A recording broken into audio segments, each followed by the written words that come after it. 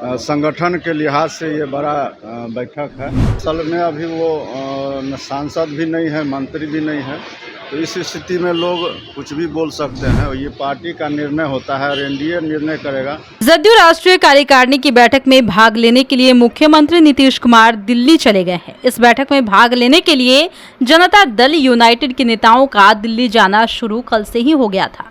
इसी दरमियान मंत्री मदन सहनी ने दिल्ली रवाना होने से पहले पत्रकारों से बातचीत करते हुए अश्विनी चौबे के बयान पर पलटवार किया।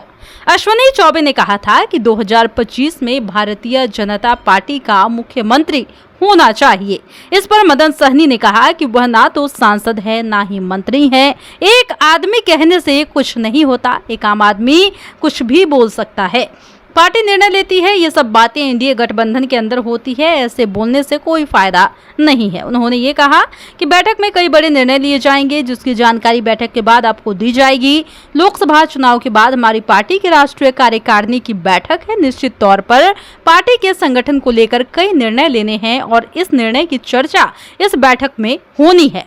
बैठक में क्या कुछ होगा वह बैठक के बाद ही हम आपको बताएंगे। फिलहाल बैठक में भाग लेने हमारे राष्ट्रीय कार्यकारिणी के सभी सदस्य दिल्ली जा रहे हैं।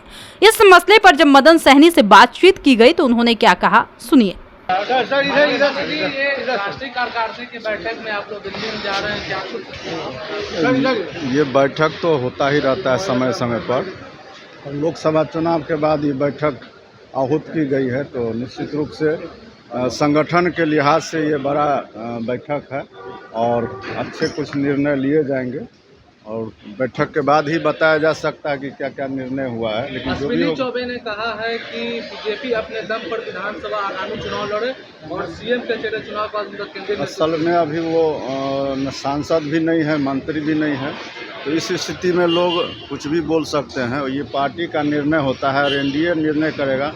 इसमें किसी एक नेता के कहने से कुछ नहीं। सम्राट चौधरी कहे कि आपको बता दें कि जिस तरह से भाजपा नेता अश्विनी चौबे ने अपने पार्टी और एनडीए गठबंधन को लेकर बयान दिया था, उस पर बिहार में सियासत तेज हो गई है। दरअसल अश्विनी चौबे ने कहा था कि इस बार बिहार में एनडीए बीजेपी के नेतृत्व में चुनाव लड़े और बीजेपी के नेतृत्व में एनडीए की सरकार बिहार में बननी चाहिए।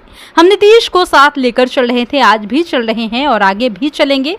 हालांकि उन्होंने ये भी कहा कि जो भी आयातित माल है उनका हम स्वागत अपने पार्टी में नहीं करेंगे, जिससे ये अंदाजा लगाया जा रहा था, ये कयास लगाए जा रहे थे कि कहीं ना कहीं उन्होंने ये तंज सम्राट चौधरी पर किया है, जिस पर सम्राट चौधरी ने भी बयान दिया था और कह दिया था कि ये बात उतना मायने नहीं रखता, क्योंकि ऐसे बात बोलने से हमें कोई फर्क नहीं पड़ता।